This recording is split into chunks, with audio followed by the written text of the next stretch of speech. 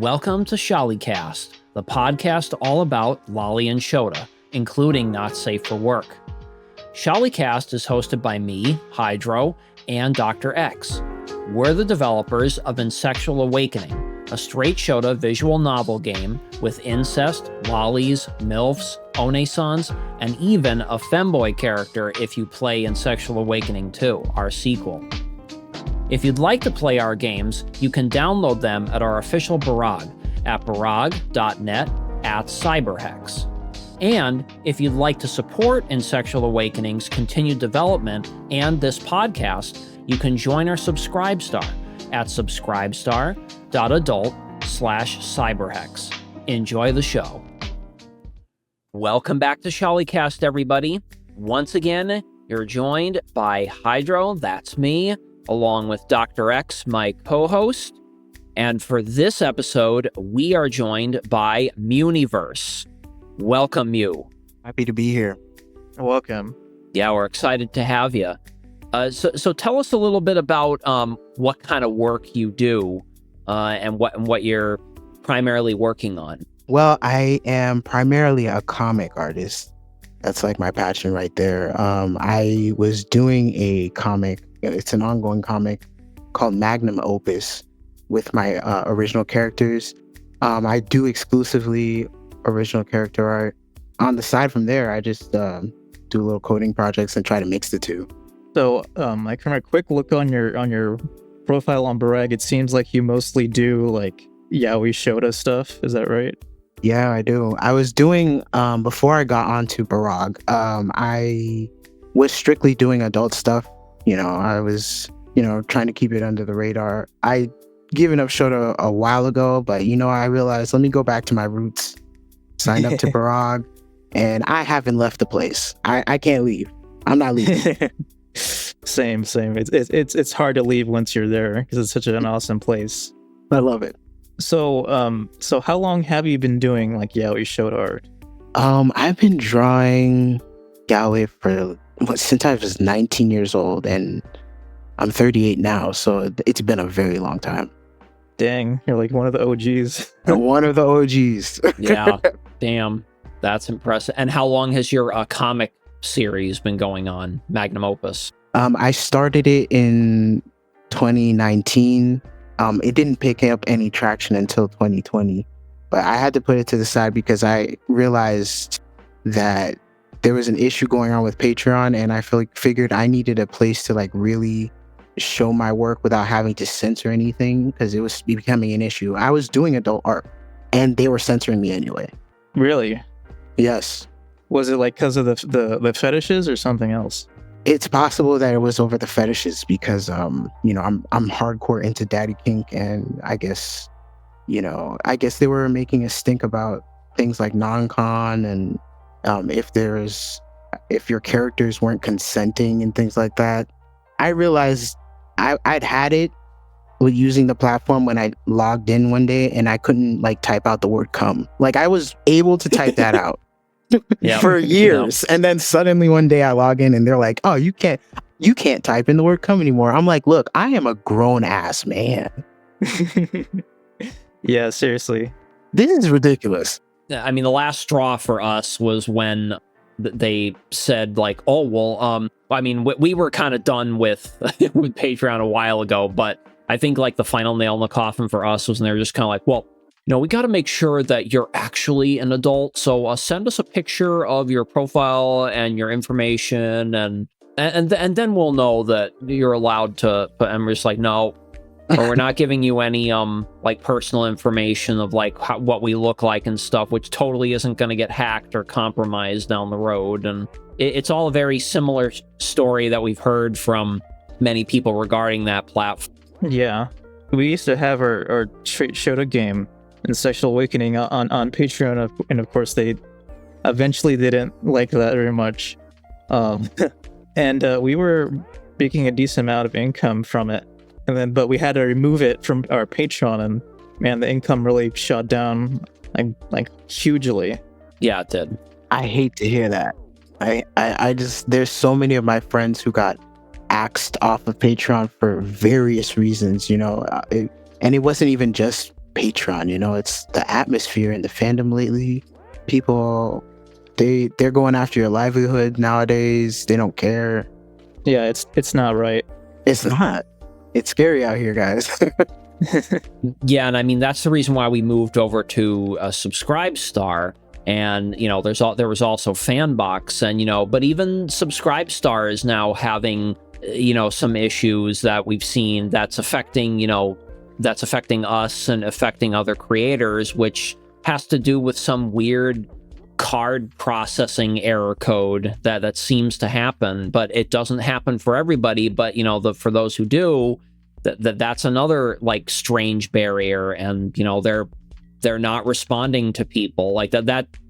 Probably Substar's biggest flaw, if there was to be one, it's their lack of communication. They basically don't respond to anything anymore, which is too bad, because they had built up a bit of a reputation that they were okay with pretty much everything as long as you followed a certain procedure. And luckily there is Fanbox, but Fanbox, it's based in Japan, so like you're talking about, even though you could create whatever you wanted, you still have to follow Japanese law, which requires you to censor the genitals, which, Dr. X and I have our own strong opinions about that, too. But you, Mewniverse, you have your own website now. So we wanted to ask, like, how are you managing subscriptions and stuff? Like, how are you setting up your stuff? So essentially, I use Stripe, and I know people have their reservations about that, but I think if people have a concrete business plan and they're not plastering all of their porn on the main page and like having a way to censor it or block it out from like minors seeing it, I think they'd be okay with it. Those are all things I had to really test out though. Like I can't really say for sure that this is something everybody can do. But, I tried to explain this to people who are curious about becoming site owners, that there's millions of ways to go about this. And it doesn't need to be the way I did it, but this is what's working for me. Mm-hmm. So I made the site, but I figured I need a payment processor and integrate it. So I had to start thinking about creating a portal, all this stuff. This is all stuff that like needs to be essential for like a business website, so like Stripe can say, okay, this is a legitimate thing. Are there chargebacks? No. Okay, cool. Then you can continue to use it essentially. Now, what gave me the idea that I could do this? It all stems back to Patreon. I gotta thank Patreon. Shout out to Patreon for fucking my life up so much that I had to start thinking about outside of the box to stop using them. I noticed Patreon uses Stripe. Right. Mm-hmm. So I was like, blue skidoo, we can too. That's what I did, Yeah. So, I realized since they can host not safe for work artists on their platform while using Stripe, whatever deal they have with Stripe, they're going to have that deal with me, Mm-hmm. So I figured getting an account for Stripe is fine. Having a website is fine, but integrating it was just a whole other thing, And so I had to really dig deep and like put on my software engineering hat and like think about what kind of functionality I could put to the portal, how easy the process would be for users to sign up to the site. I thought about the user experience that I was having on Patreon, and it sucked ass, Yeah. They kept adding features nobody wanted, and while ignoring the stuff that we asked for, And so when I was making my site, I was thinking about how easy is it for somebody to sign up to it, have no issues. So I made the site as simple as possible. There's no DM feature. People got to email me. And I think that gives a bit more of a personalized experience for my patrons, because before with Patreon, I couldn't really control anything. People come in and I could greet them, but I think it's just much more personal when people, they reach out to me. They're like, hey, I saw your website and I want to sign up to this tier you're asking for. And it's all been streamlined in a way where I don't have to think twice about it. That's what I wanted. I wanted to make a site and then not have to like deal with it much, you know, because I'm not trying to change up and add new bells and whistles and features and stuff. Like, there's no ads to add inside of the website. I don't have to do any of that stuff. And so far, the people who've used my site, they've said it's easy to use and it's not hard to navigate around. So I'm really proud of how I designed it. And I think all these things are just important to make something look legitimate. And I'm glad that I could give this to the people who support me directly. So it's been fun doing that. So you basically put your nose to the grindstone to really get that initial hard work done to make sure that the overall user experience was very streamlined and very like usable. Absolutely. You know, I think like, you know, I've been patrons to other people and supported them over the years, and it was like, you know, it was so important to see even us having this ability to get support from our supporters, because 10 years ago we didn't have this stuff, you know? Nope. Absolutely not. So it was like you were in the highly dark. limited. And it was, and even if you wanted to do something not safe for work, like there wasn't support there for that, you know? So I don't know. There's people who I did meet way back when they did have their own websites, and they were like early pioneers in this space, and they basically had to like get private processors to like process this stuff for them. You know, there wasn't anything out there that you could just attach to a website and call it a day. So you really had to like build the website from scratch and then have somebody like engineer something to like get people to process their cards. It was such a weird space that where artists couldn't monetize anything, you know, and I had to live through all that. Yeah, well, all of us had to go through that. Yep. Even though there's like problems now with, of course, like certain kinds of content. In the past, the only thing you could do was have your own website, because there's no one else was going to help you, basically. Absolutely. And a lot of like the Shota and Lolicon artists that I came across that had their own websites back then. This is how you were coming across it, really. Like, you know, there was 4chan, but you know, at this time, people were migrating out of it because of like how many Nazis were on the site. So yeah, you know, that's really where I got my beginnings, was on 4chan, honestly. Like back in the early 2000s when I was a small wee boy, you know? Yep.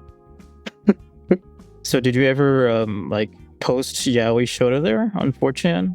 I posted, because at this time, surprisingly, I was a lolicon, actually.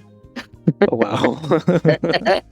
I was very into it, and I don't know, I just really liked how cute the characters were, and you know, it wasn't really sexual at first. It was more like, wow, I really like cute things. Yeah. You know, look how cute the girls are. And then, you know, that devolved pretty fast, but you know, and I was really, I think what really broke me into the Shota arena was, I had a friend, he really loved Bridget from Guilty Gear. Everyone is gay for Bridget. Yeah. Everybody, man, everybody. It was a quintessential thing to just be gay for Bridget in the early 2000s. It was okay. Every straight, gay, didn't matter. They were all down for Bridget. I was one of them. So I mean, Tim, as far as like, because now things are different now, you know, because I guess she's more of a trans girl now. So back then we really didn't have that, you know. So it was like traps or nothing, you know. There were so many things about the early 2000s. I'm sad that like the generation coming up will never experience, because we were eating good back then, man. We really were. I remember there was what was it called? Y Gallery. Y Gallery was so lit. I loved that place. It was really great. This is really where I was posting my Shota stuff at that point. And then the site died, so we stopped doing that. I think I just had it with like sites disappearing and getting banned and not having the space to be able to toss these drawings out there. So I just stopped doing it. So Bridget was kind of the gateway, but from there, where did you go to? What was the next Shota character that you gravitated towards? I think at this time I was really into Loveless. Oh, what else was what was it? It was a long time ago, you know. I'm trying to like go through all the many characters that I enjoyed. But I think I really had a attachment to, I mean, Hunter x Hunter was out at this time. Not the new one, but the old one. So I was like, Gon is cool. I like Gon. And I was really into Yu Yu Hakusho as well. So the protagonists, they were teenagers, but not really like younger than that. Mm-hmm. But getting into younger stuff, I think it's more other people's characters, like people online whose stuff I've seen. It's not more a show, you know? I know people like their cartoons and stuff, but I don't really watch cartoons anymore. I can see how, like you said, that you mostly what you create are OCs, like your own characters, right? So it would make sense that you got influenced by creators who had their own characters as well. Would you say that played a factor?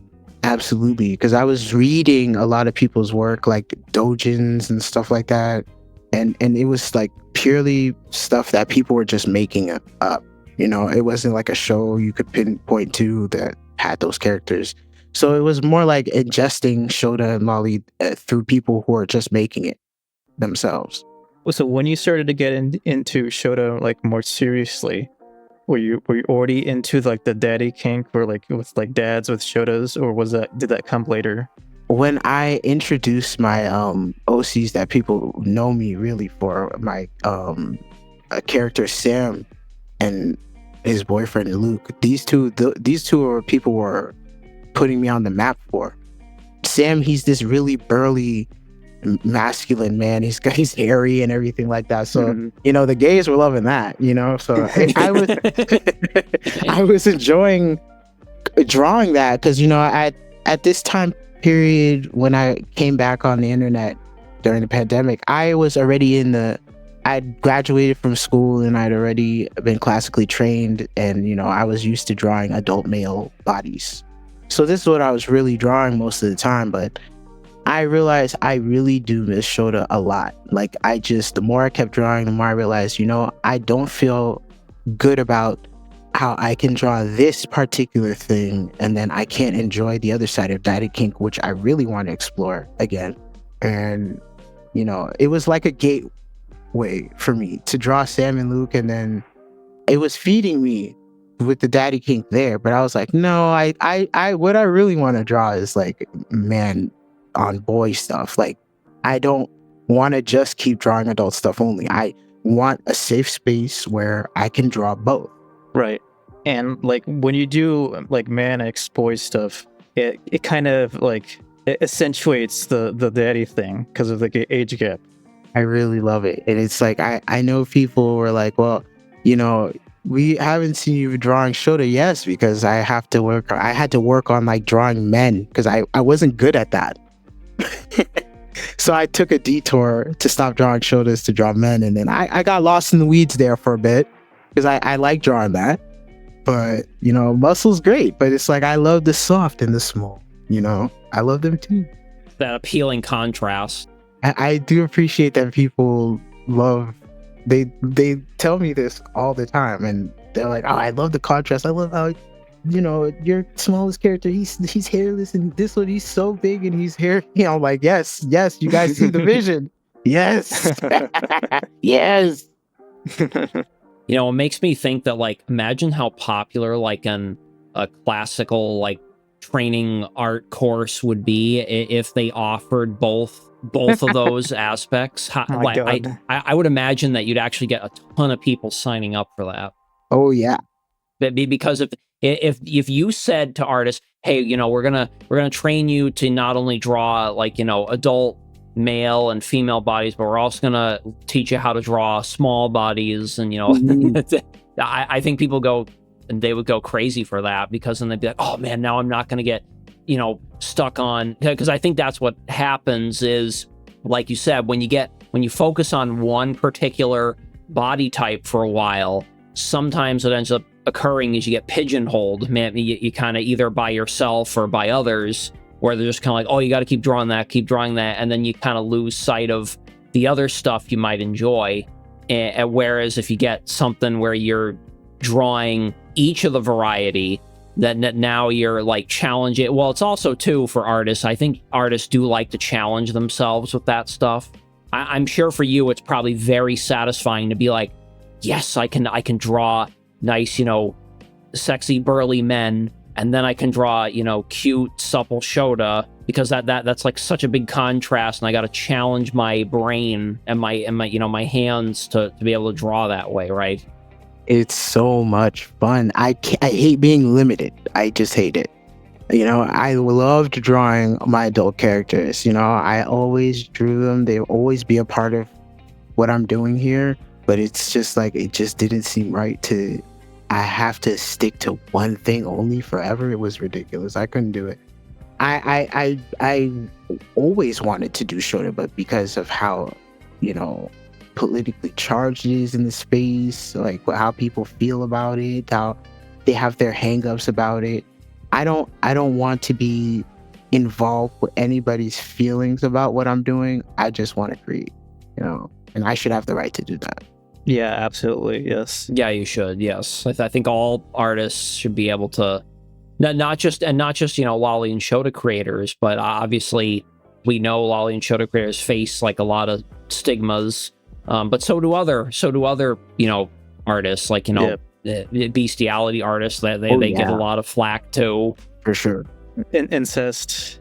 Yes. Non-con, yes. Non-con, yep. Right. So yes, you should be able to freely create things that are fictional and are your own. Yeah, and that's why it's great to hear that you created your own website. I mean, it's kind of funny how it's basically like gone full circle. It's basically like, that's how it used to be, like, before Patreon and Subscribestar and Fanbox existed. So then everybody kind of migrated and tried out Patreon. So then Patreon restricted everybody, and then everybody's just like, oh man, remember back when you could have your own website? And now it's kind of cycled back to that. It's just it's poetic, honestly, because I used to be a webmaster. I used to own my own websites. That's how I was doing it. And then I guess we all got convinced that social media was like the cure-all answer for our problems.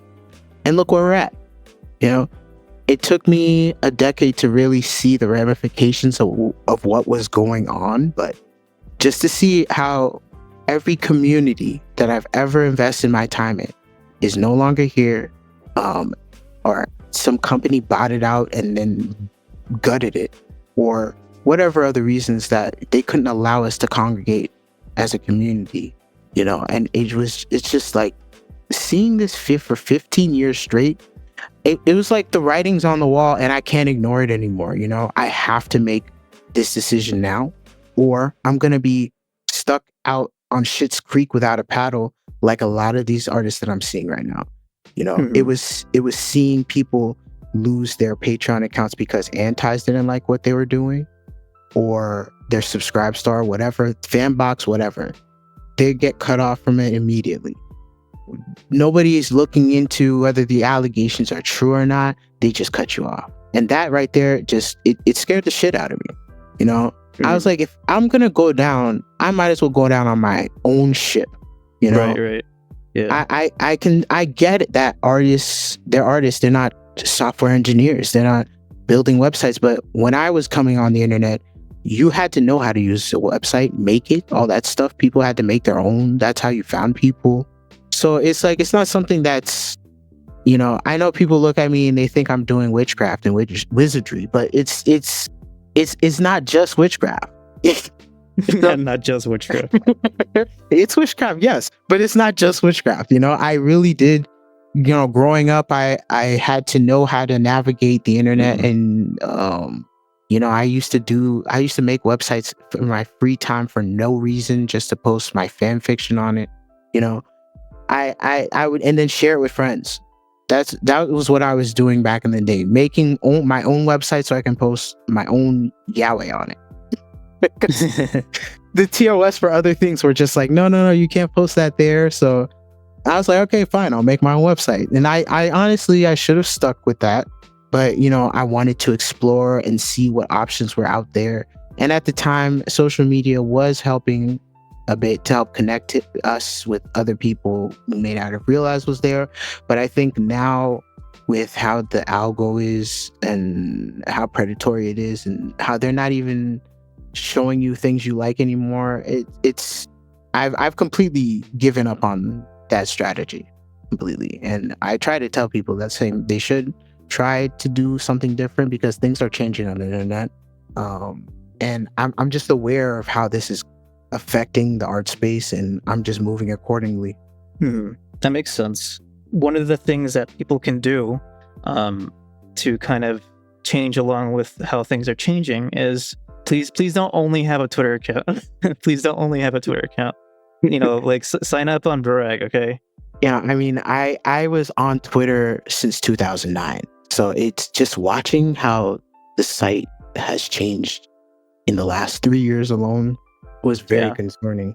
I mean, as soon as I saw Elon bought it, I was like, you know what? It's going to shit anyway. Let's see how it goes. And was that around the time you got on Brag?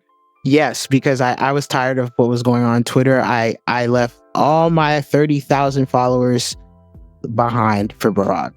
I mean, that's obviously that's a big leap to make. And, I know it's very, very hard for people, but that's the reason why, like Dr. X said, you really do not want to put all your eggs in one basket when it comes to social media, especially because, like, for example, Blue Sky for a while was like a lot of people, Lolly Shota creators, some of them were seeing it as kind of like, oh man, that's going to be the great alternative to Twitter, and it's going to be amazing. And then like almost right away, like it will even previous guests we've had on the podcast, they created a Blue Sky account, they posted some Shota on Lolly, and bam, they were instantly banned. So it's like there was actually no difference. That it's literally owned by the Jack Dorsey, the guy who owned Twitter.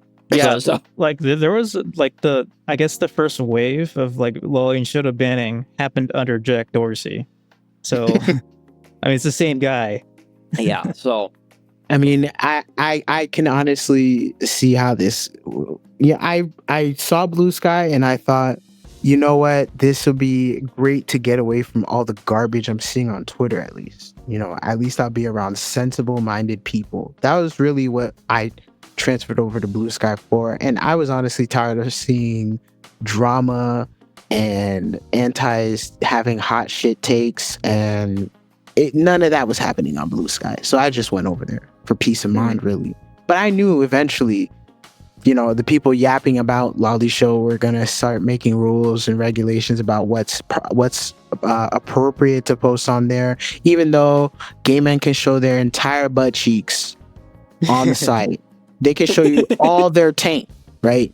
Deep in their taint. But you can't post a little bit of Lolly Show. That's crazy. Yeah. That's crazy. That's right. And it's weird, too, because Blue Sky's whole philosophy is like, oh, you can create your own, like, little spaces that you create your own rules for. Except for Lolly Show, though. That's disgusting. That's disgusting. It's yeah, post your taint and set, please. Yes, you can make Taintiverse. We'll be fine with that. But not a Shota's taint, no. And it's crazy. People can. What gets me is people who will post or do like daddy kink things or post incest. All of that's acceptable, but the moment it's Lolly Show, banned. Yeah, that's insane. It's incest. It's great. It's adult. But if it's anything else, it's like no.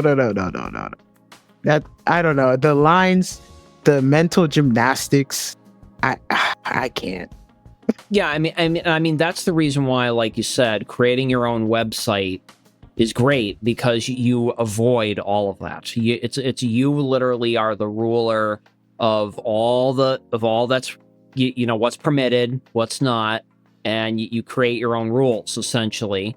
And I think that's pretty important. But I do think it's great that for people who may not have the ability to create a website right away, at least you have spaces like Aethy, like Barag. I mean, those are huge sanctuaries for people. ATF. That's why, like, ATF, yep, All the Fallen. Those are all very safe places for everybody, and that's the reason why, like, when Athey almost got shut down or was gonna shut down, there was a lot of people that came out in support of trying to keep the site up, and they did, and that was a big deal because, you know, it's like you said, usually it's kind of like they kind of bucked the trend in a way, that they basically were just like, you know what, we're going to keep it going because it's an important place for people and we don't want to get rid of it. And I mean, I'm sure you know this very well too. You know, a big reason why a lot of these sites end up going down is not because you know, that the people get bored of it or whatever, but it's more that the cost is astronomical. Yeah. And you know, when you have a site that gets popular and it's, you know, everybody loves it, but you can't make any revenue stream except for what you're literally taking out of your paycheck or your pocket, that gets rough after a while. Yeah, and that's why it's really important that, like, if you enjoy a site, if you enjoy a creator, and you have the means to support them, just consider supporting them, because they don't have as many options to monetize and get support compared to, you know, like someone who like draws like 6-year-olds fucking instead or something like that all the time. Absolutely. And I came from communities that were supported by people's dollars. Like,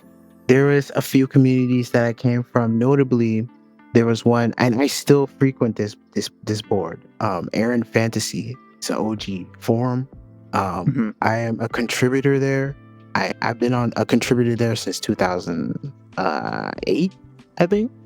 So it's you know, people think the internet is 5 websites, dude, and it's not.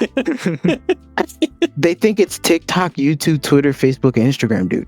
And it's like, no, dude, that is not the internet. I know people who are born after 2005 can't believe that there are websites that are not YouTube, but and it's like it's like Google is right there, and you could just type it in, and it's like they forget all of that's there. And it's the saddest thing, because forums, they still exist and they still matter.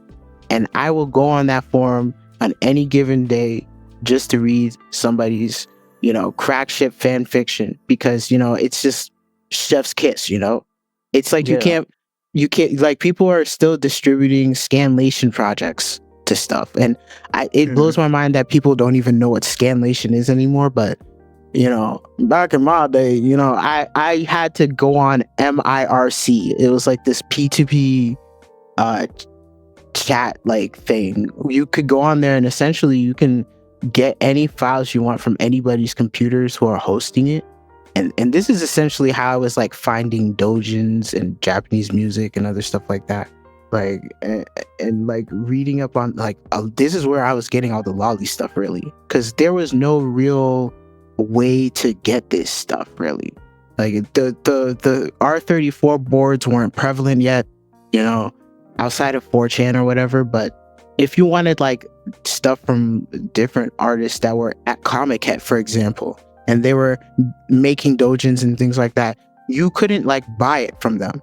You'd either have to go all the way to Japan to get their merchandise or their comics or whatever, or somebody you knew went and got it for you, and then, or somebody was living there and they were just like scanning them into printers and then literally sharing it with people. They clean it up as best as they could, you know, try to make it look as legible as possible, translate it, and then they put it up on websites that they owned for their scanlation projects. And it was just the only way lolicons and shortcons were getting anything. Yeah, that's right. You know, so P2P sharing was so important. And, you know, and then things progressed and we had boards and forums where we could share the stuff more frequently. And then I was honestly surprised that Lolly Show got more popular than it did. I'm not surprised by the backlash though, because we were supposed to be underground. Really, it was like furries. You weren't supposed to know about this stuff. Well, we, you know, Dr. X and I frequently talk about how the furry fandom and the community really kind of they overcame the stigma but like that they were able to, like, that's probably one of the biggest success stories I've seen of like a community that True. for a long time was made fun of, for a long time was, you know, basically like shunned and pushed out, but then eventually the furry fandom was just kind of like, you know what, fuck it, we're just gonna make our own dedicated sites because there's a lot of us around. And they did, and they overcame it, and you know, now it's like it's not even it like, if you try to make fun of, like, if anybody makes fun of furries or whatever, people just they don't really care anymore. And I mean, ever since, you know, My Little Pony and it came out, and people were talking about wanting to fuck all the ponies and stuff, which is pretty based, by the way. Based. But it's like, once that happened, they really just completely solidified themselves. Once it was okay to say like you would fuck Charizard or Eevee or whatever, or Mew, it was all over. It's all over. No one cares anymore. I think it's honestly cool that I mean, first of all, we shouldn't be messing with furries because, number one, they own the internet. Okay, these people can run servers. Okay, they have a whole IT systems. Let's not mess with the furries. You know, you don't want to disappear off the internet real quick. Like, we don't want to disturb the furry gods. But Lolly shows this is. I would love to see that kind of camaraderie in our community. But then there's like this schism between lolicons and shotacons. You know, it's noticeable. You know, and we don't protect each other, and it's not good. Yeah, and we definitely should do better and, you know, help each other out. You know, our exact taste in characters doesn't really matter at all, honestly. And plus, there's a lot of overlap. I mean, lots of overlap. Yeah, I mean, I like Lolly, I like Shota. So yeah, so where does that leave me? I have to help both of my homies. Right? You know, you play both sides, so you come on top. You know. Yeah, exactly. I mean, I do see that. I mean, there's just more lolicons. That's just what it is, you know. Just like there's so many heterosexual people out there. I gather it's kind of like that, where it's just like, you know, it's just they're the more dominant group, you know. And shotacons, you know, I hear people complaining. They're like, oh, you know, well, there's not enough of this. It's not enough of this. And I'm like, well, I mean, you could support people, so there's more of it. Yep, that's right.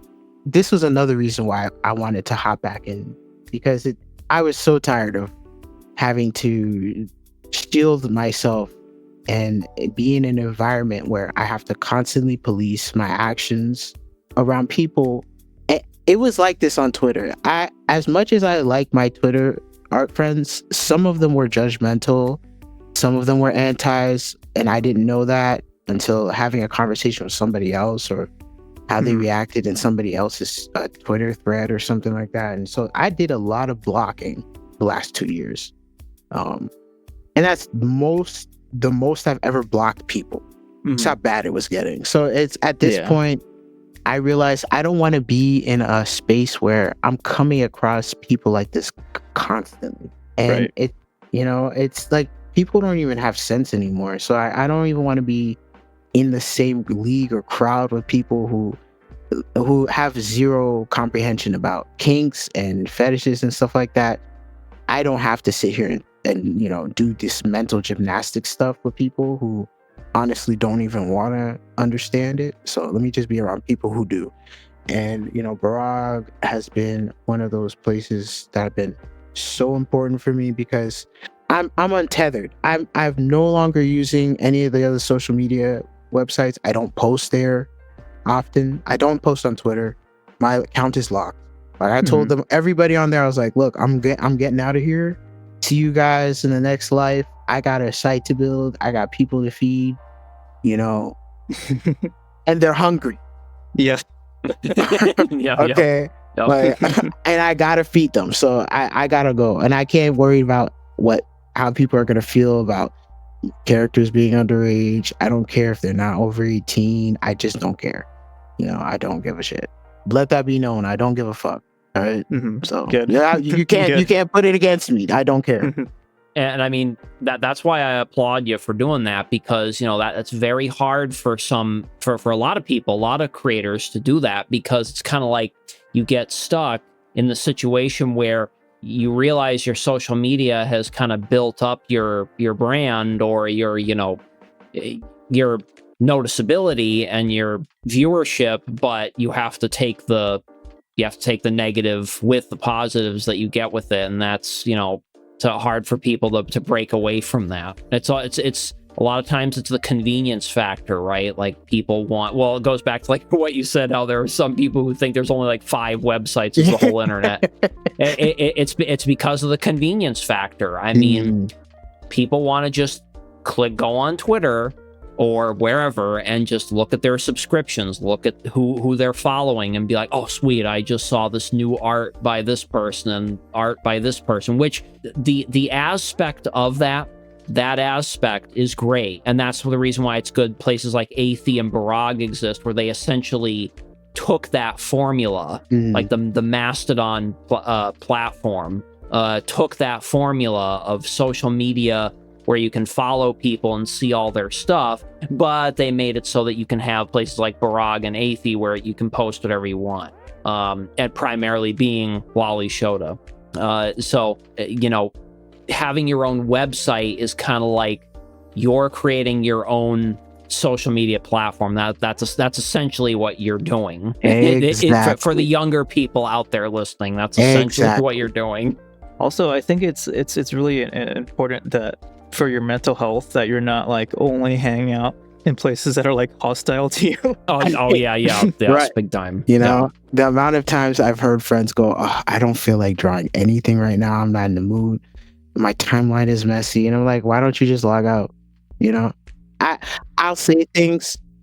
You know, I'm all about decompressing. I've been on the internet for a very long time. And, you know, I realized that all I have to do is not log into any of these sites and post in places that I enjoy, and I'll be a winner. You know, I always win. You know, it was never a net negative for me to leave these sites, because I never gave a fuck about numbers to begin with. It's about the craft.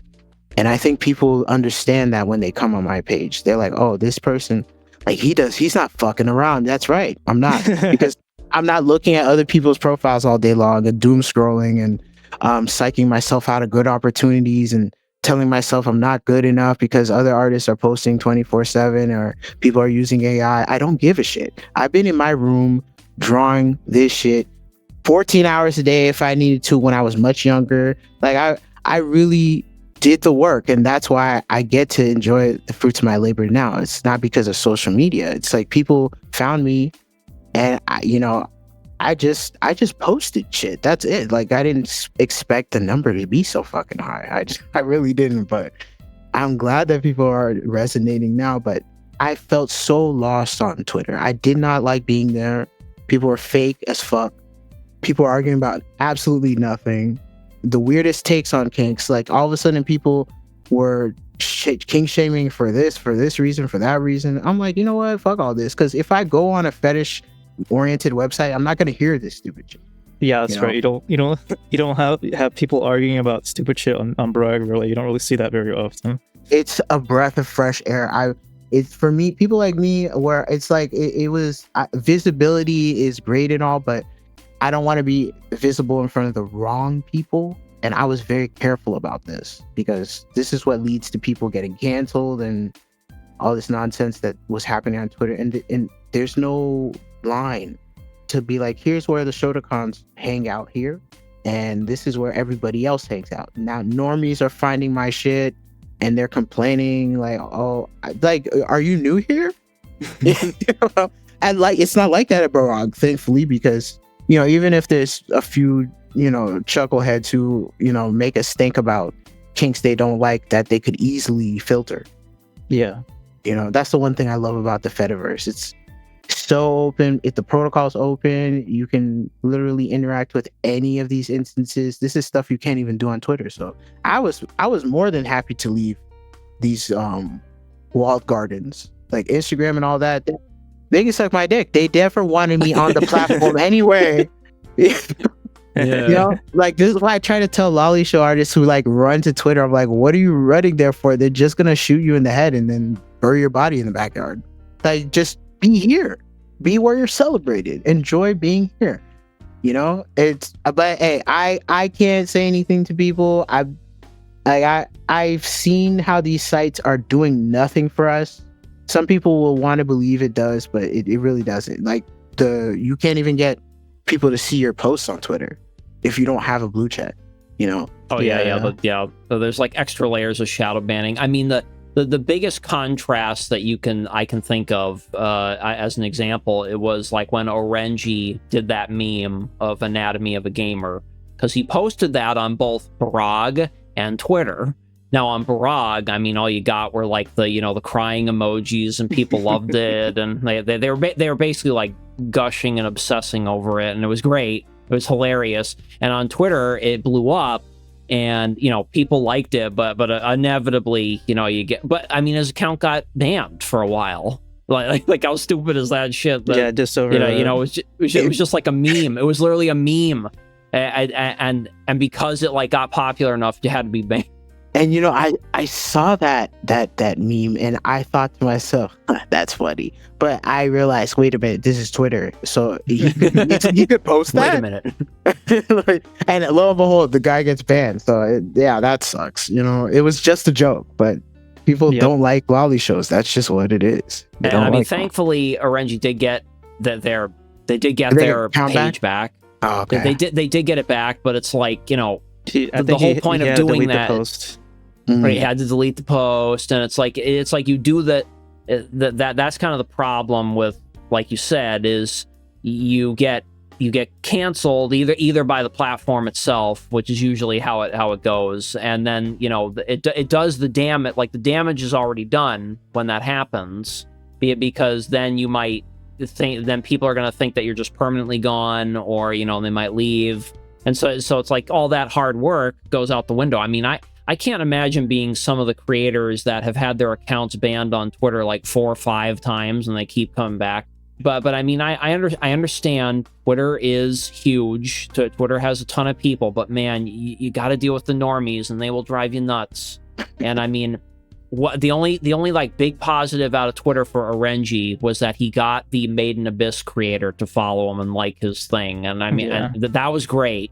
but that's because the Made in Abyss creator is a very unabashed, unashamed lolicon shotacon, so he doesn't give a shit about what. I mean, Twitter. It was crazy the time I was on there, because I mean, there was a time point when I was doing Devil May Cry fan art. I was so heavily deep into it, and the voice actor and stuntman of Dante followed me. Wow. Nice. Very nice. So he saw all of my Dante porn, and I think he called it a friend of mine, her artwork, like her and I, we were doing so much artwork, like it showed up in one of his like live Q&As. It was intensely embarrassing. And I mean, I can't pinpoint this video, it's somewhere on the internet, but him and the voice actor for Virgil were there, and they were talking about like all the gay porn that's but they found our incest porn, okay, and they were like, yeah, look at this is interesting, and we were freaking out watching a video of this on YouTube, and we're just like, ain't no way he saw that, and he did. Wouldn't it be great if you created like the Shota versions of them? Oh my god! Thank God I did not post any of my Shota there, because that would have been insane. Well, no, that would have been great. That would have been amazing. Oh no! Like you have to understand, this is Dante. Yeah. He saw my porn. It's so funny because my friend, she had she used to like draw these chibi versions of them, of Dante and Virgil, and of them fucking, and he decided to put that up on a big screen for everybody to see, and it was like, look at that, like that's dedication. I'm like, oh my god, kill us now. And this is at a con he was at. Oh my god. That's the most famous we ever got. That I mean, that's still pretty great though when that stuff happens, and it's like I think, you know, Dr. X and I have talked about this before too, that I think when it comes to the Shota and Lolly community getting more traction, so to speak, and more acceptance, I think a big factor is getting not necessarily celebrities, like quote unquote, but more like prominent creator. Oh, okay. Like here's a good example. Like let's say like Gargura, of course, she was immensely popular in Hololive, and she's obviously an unabashedly lolly VTuber. And what if she just like came out independently, like as an independent creator, and was just kind of like, yeah, you know what? I fucking like lolicon porn, and I like Sholicon porn. And please you God. guys gotta you guys gotta support those creators, and you know, not be canceling people and stuff. Please God, let that happen. You're getting, when you get someone that prominent to do it, it's kind of like it pushes everything to the forefront, which can be scary, of course, but it's like that is a super important ally to have. Yeah, and the point is it gets people talking, it gets people discussing, and so it would be nice if some bigger names had the balls to say what they really think and that they're okay with that kind of content. Yeah, I mean, I know there was a lot of people when I switched over and just started doing Shota content exclusively. There was a lot of people who are super excited that I did that. They were like, "Oh my God, you're drawing Shota?" I was like, "Yeah," and they're like, "Oh my God, this is like the best day ever." Like, who were into that? I was like, "What? Well, yeah, but I just didn't think I was safe to do it. I didn't feel safe. That's why I didn't do it." Up until now, and it was now that I have the ability to do so, it's like wind in my sails every day. People are yelling at me about what's wrong about it. People are like, "Wow, this is great, like you gotta keep on doing this, like if you stop, like I'm gonna starve," you know. It's like, yes. and another great thing about like either not relying just on Twitter or just moving completely to brag or something is that it's a lot easier to make the right kind of friends, right? People who have the same kind of interest, who understand the content. You know what I mean? Absolutely. It's like night and day. When I tell you, like I enjoyed the time I had meeting other artists, people who I honestly looked up to were like giving me shout outs and following me back, and I thought that was interesting and wild, but I just wasn't happy. I wasn't happy just being able to do one thing. And I've always been able to do all this stuff, incest, dead dove. But it was just like tiptoeing around on grenades. Like if you were in like a field with like mines, you know? And it was like that every day, a minefield. And somebody stepped on one, and I'd see my friend step on one, and then there's like a whole call out thread for them. And it's crazy. I'm like, wait.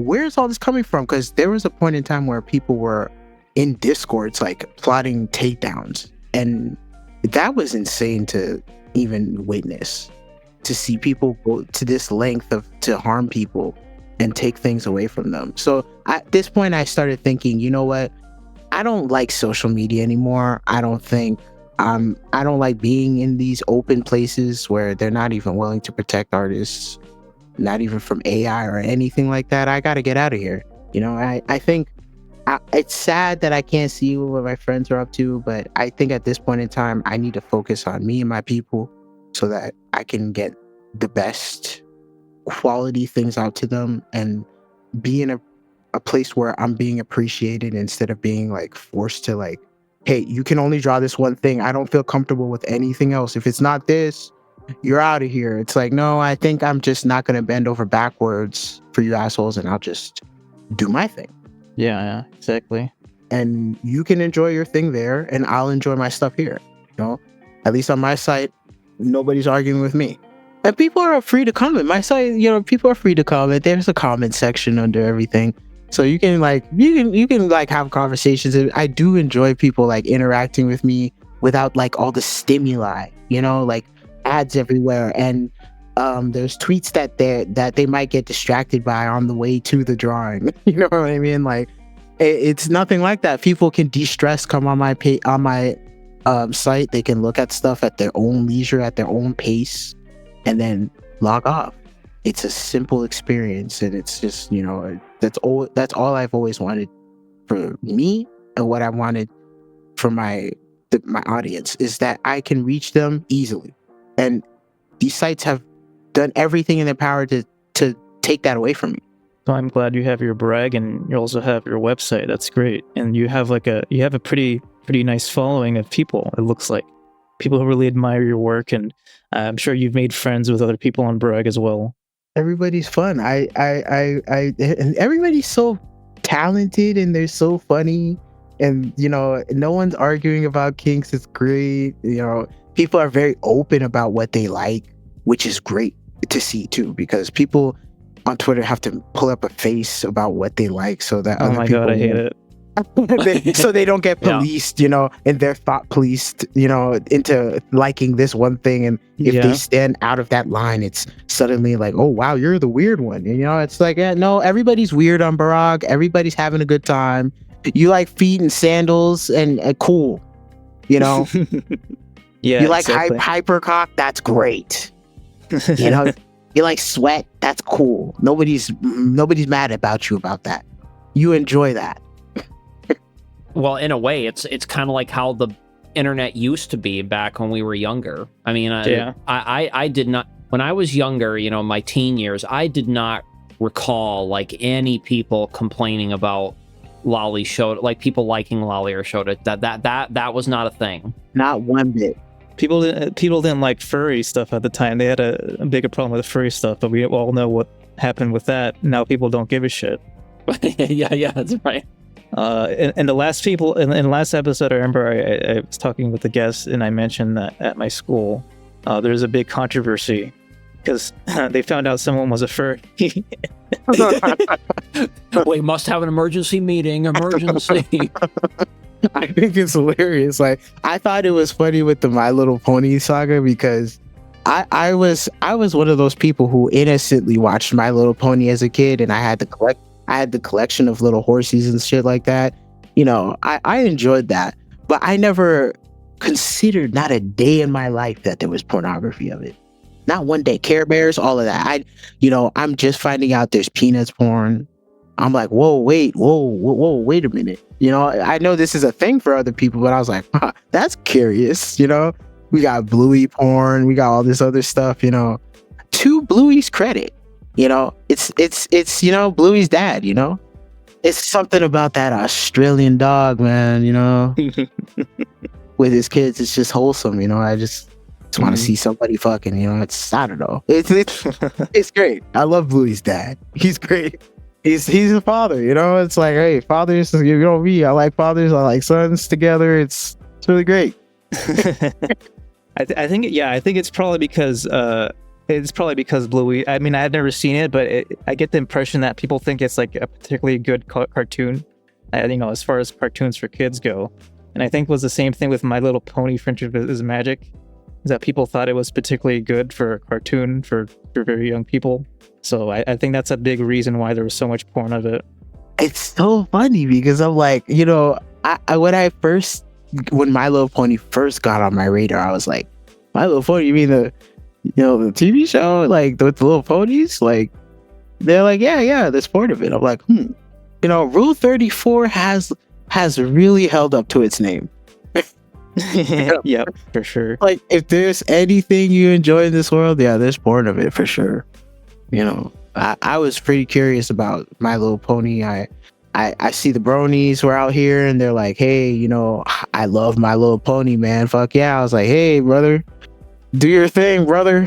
Do your thing. I enjoy Horse Croc every now and then. Yeah, what's wrong with it? Nothing.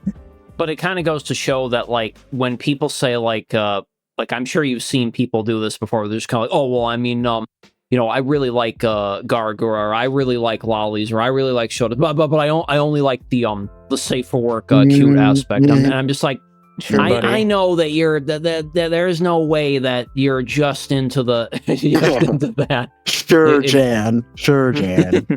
Like there's definitely the NSFW stuff is absolutely prominent. I mean, and that's why, you know, like you said, anything that gets popular is going to inevitably have that, and there's going to be a lot of fans of it. It's just some people are more quiet about it than others. Yeah, and That's why, like, I think, like you said, with the Shota stuff, I think there are actually a lot of Shota fans, like ShotaCons and stuff, but I think that they're a bit more of like a silent majority kind of thing. I think so. Because there's definitely a lot of female ShotaCon fans. There's a ton of them. Oh, absolutely. They're out there. Black Butler, that's another fandom I was really deep into when it first came out. Black Butler was that epicenter of like female Shotacons coming out of the woodwork to be like, oh my god, Ciel. Like they love Sebastian. They love Sebastian. Like that was a pairing I really liked. Yeah, I drew that a lot. Now that I'm thinking about it deeply, like when it was first out, I was reading the comic and I was like, wow, a vampire butler and a kid. Yes. This will do. Yeah.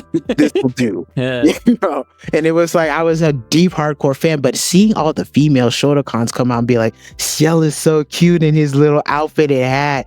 Look at his little eye patch. Like, yeah, they really did love Ciel. And they still do, you know? And there's people who come in and they're like, oh my god, he's a minor. He's a minor. And people are just like, shut up, bitch. We are enjoying this moment. If you want to have a problem, take it up with the creator who made this. Thank you. That's right. That's right. They never bring it up to her. They never do, but they got it all the time in the world to make it a problem for you to enjoy it. Because you enjoy it. It's so ridiculous. Like, imagine if a Western cartoon, you know, did like a straight Shota pairing, like an actual, like legitimate, like it actually like was confirmed to be canon and all that It's other like the stuff. Twilight Zone, like that, basically. yeah, it'd be Twilight Zone, but it's like if that did happen, or well, actually, even if an anime did it that got mega popular, I mean, like super popular, and it had that kind of pairing, usually whenever that happens, you usually get like a seismic kind of shift that occurs where suddenly everybody kind of goes like, well, I mean, yeah, there is that pairing between that, you know, little boy and that One-san girl, but I mean, the anime is great though, and I mean, and that's just like they kind of give it a pass bit because they're just like, yeah, but it's so fucking good though that, you know what, that's fine. I mean, technically there were a few titles like that, but it was super circumstantial. But I think, like, I honestly believe, like, Evangelion, for the time it aired, this thing between Shinji and Misato and Asuka was something, you know. They really were tapping into, like, you know, this was before this whole mommy fetish thing that was going on with Shinji between him and Misato, because she's a grown woman, and then there's Asuka, and everybody knows the infamous come in the hand scene, you know. Yeah. Back then, them airing that was wild, actually. People were like, whoa, wait a minute. And you know, it's crazy. I watched this and like my parents were literally next to me and I was like, I can't explain this. It's like, oh, they were like, what's going on here? And you know, I was at the time, we didn't think Ano was crazy enough to do this. You know, he was going through a lot at this time. You know, he's getting death threats and shit. It was insane. But this whole scene with Shinji just like jerking off at the corner of the bedside of Asuka laying unconscious was, I mean, you could say that was something. You know, it was something. You know, Shinji had like some kind. It was weird, but he didn't have any relationships. But it was moving into that boundary of them trying to like establish something between this boy and this mother figure that he has in his life, the absence of a father, and then this girl that he really does find attractive. And it's like they were trying to do something. That's why they gave us fan service a lot to kind of play up on that. But as far as like a legitimate title that was like with a Shota in it, the only thing that comes to my head is Boku no Pico. That's it. that reached astronomical levels. Like for a Shota title, like people who weren't even into Shota were watching that. Yep. People said like, "Oh, Shota's bad," and they're gonna go watch Boku no Pico anyways because Yeah. like part of it there. People were Yep. as soon as they saw it, they were like, "Oh man, what is this?" And it's back then when we got great titles like Sensitive Pornograph. Man, what a time to have been alive. You know, uncensored, unfiltered. It was cream of the crop. You know, they don't throw titles like this out anymore. Those things, when they dropped Boku no Pico, stuff like that, there was so many people who weren't even lolly shows who watched that and were like, whoa, you know, maybe I could enjoy this. You know, there was plenty of people who were so open to watching this at this time, and not a single argument was made. Nobody cared that, you know, Boku like cross-dressing, Pico like cross-dressing. Nobody cared about any of that stuff. People watched it and everybody glossed over it like it was an issue. We move a decade from then, people are now talking about it and they're like, well, how could this have possibly been made? And who could have been watching this? This is disgusting. And it's like, wait a minute. Nobody was saying that when it came out.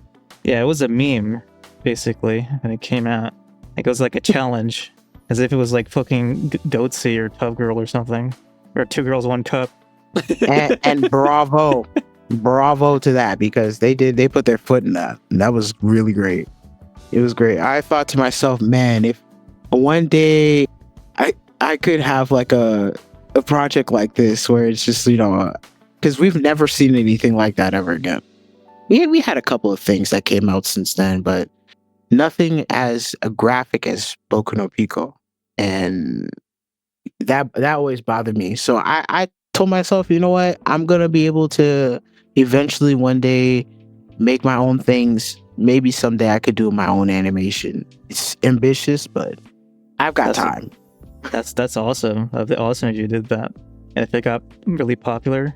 Yeah, I think if this is back to what you were saying about how like people supporting the communities that they're in, you know, imagine your favorite creator getting so much support that they can make their own stories, like shows and stuff like that. Like people want this stuff and then they'll look to the sky and be like, well, who's gonna make it for us? And it's like, well, I mean, you've got people right here who could do it for you.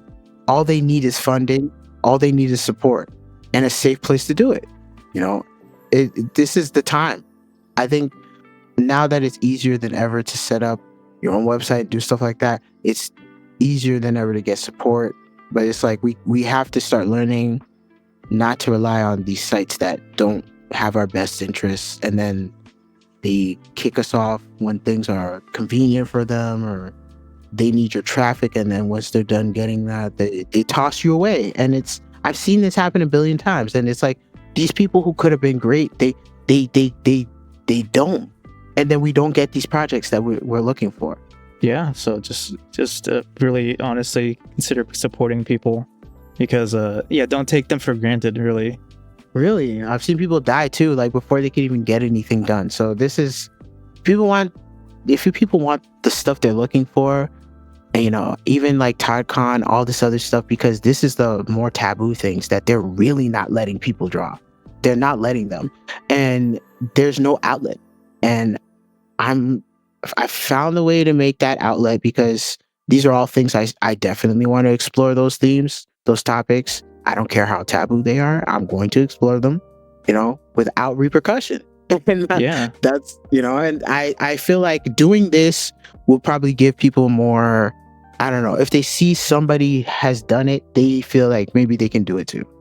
Yeah, right. It's like an encouragement. It's like a mutual encouragement kind of thing. Or it's like a passive encouragement. Right. Yep. You know, and I'm happy to help people. People ask me all the time, they're like, you know, how did you make your website? And, you know, I try to explain it to them, but it's like, and I'm not even saying this to be an asshole. It's just like, you know, it's like you're trying to explain something to like an ant. You know, the ant doesn't get it. You know, it's been living its ant life, and it's like you've been out here building spaceships and shit, and you're trying to explain to people how spaceships are built, and they're not interested in spaceships. That's how artists act towards me when I start mentioning about websites. They're like, "Oh yeah, I don't know how to make one." And I'm like, "Yeah, I didn't either, but like, look where I'm at now." It's two things: you don't want to do it, pay somebody to do it for you, but they don't want to do that either. So it's like, I don't know. I don't know. I try, but You have to put the effort into learning it. you do. Everybody acts like I came out of nowhere with this information. Like, I literally had to sit my ass down and study this for hours on end. Like, I had to refresh on JavaScript because it changed iterations like the last 10 years. I had to sit here and learn HTML5. Like, I'm that dedicated to solving my problem because I left it up to a company to solve it, and look what that did for me. So I want to know what they know, disseminate that information, and then break it down and re-engineer it for myself. That's essentially what I did. Yeah, it's all about, taking our destiny in our own hands and not relying on people who are not so friendly towards us. That's what the furries did. That's what the bronies did, and that's what we need to do as well. That's what we need to do. Yep. And I wish good luck to everybody, because the situation that's occurring for us is very weird, and people are not being able to do what they love, and that sucks. And I want to help any way that I can. Any information I have, that I've come across, like, I've given people the exact courses and stuff that I took to like learn about JavaScript and things like that. And I have YouTube playlists of like coding tips that I got, and there's services that I've used people can use if they want to know how to find a mailing service, or because I don't do my mailing service by myself. It's to a company, and they take care of that. So like, anybody needs to log into my site, they get something like a magic link, and this essentially makes my site passwordless. That way nobody's bugging me for passwords. I don't have them. So they can log in easily by putting in their email right into my site and log in that way, and they get a link into their mailbox, and they click that, and then they can be logged in until they log out. That's smart. Yeah, you don't have to deal with, I forgot my password. Yep. Very convenient way to use the site. That's smart. So if someone goes on your page, what should they expect to see? So when you get on the main page, you'll have the header links at the top. You can read the about me, like, to get a sense of who I am. My links to my socials are up at the top. So if people are they don't want to pay anything yet, they just want to see what art I do, they can go at Barrage, or they can go to my B-Sky, which I post my adult stuff at, and see for themselves like what kind of work that I've done. Then you can click on the sign up button. It brings you straight to the portal, and you got two choices. You can pick the $5 tier or the $10 tier. Now, the caveat with the $10 tier is that you can sign up for it, but it brings you to a space where it has all my adult content, no Shota at all. So there's a special tier that I give for people who are interested in Shota, and I call it the invite tier, and that is where people have to come contact me, because this is a way for me to filter out who's anti or who isn't. People were being nosy for no reason, just to, I don't know what they would want to do, but it's a filtering process to make sure that the people who want to look at that content do see it. So, this is just a way to like mitigate any kind of nonsense, like, oh, I didn't want to see this content, oh, this isn't something I want. So there's tiers for everybody, and it's all like segmented off. Yeah, so you have to go out of your way to see it. Yes. So if you contact me, I'm usually pretty quick about it. I change the tier, they get to see that content only. So it's everybody's in their respective places. Nobody sees anything that they don't want to see. And that's really what I wanted for people who wanted privacy as well. Like, they don't want to be filtered in with other people who may not like that. So if they see their comment and they get weirded out by it, nothing like that happens. That's good. So can you tell us like the URLs, like where people can find your stuff, like your Barag username, your website? My Barag is at the Mewniverse. On I guess the link would be https:// at the Mewniverse, and my website is themewniverse.net. Pretty simple. Nice. Yeah. So if you want to check out his stuff, check it out there. He's got daddies, he's got adult men, he's got shotas, whatever you need. Got everything you need. Come on down. Unlimited supply. We got shoulders to the left and to the right. Come on down. We got everything for everyone. Awesome. So that was a great episode with you, Mewniverse, and we learned a lot. Had fun talking about shotas and daddies and all of that. I'm so glad you guys invited me because I feel like the community is accepting me, and this is a great sign for me that I'm doing the right things. So I appreciate that you guys brought me on. I appreciate it. Of course. Yeah, it was an awesome discussion, and we wish you all the best for getting your website built up more and more. Like, how many subscribers would you say you have? I think just cracked 65 for the pretty good invite. Pretty good. I believe. I'm trying to keep track of this stuff. Like it's a little difficult because people sometimes they come in and out, so the number changes every now and then. But overall, I think almost 70 people have signed up. Nice. See that's pretty awesome. Let's keep it going. Yeah. I mean, let's get it cracked past 100. Let's get it further than that, and praying for rain. I mean that's a pretty big deal for your own independent website. So that's what we want to see. We want to see more Lolly Show creators be able to have their own site, have people join it and enjoy the content, and be essentially you're basically just free to do whatever you want at that point. Yeah. So it's great. Feels so good. I encourage everybody who's listening, if you want to be a site owner, you want site ownership, you feel like you can handle that, you won't want to go back. That's right. Oh yeah, I'm definitely true on that for sure.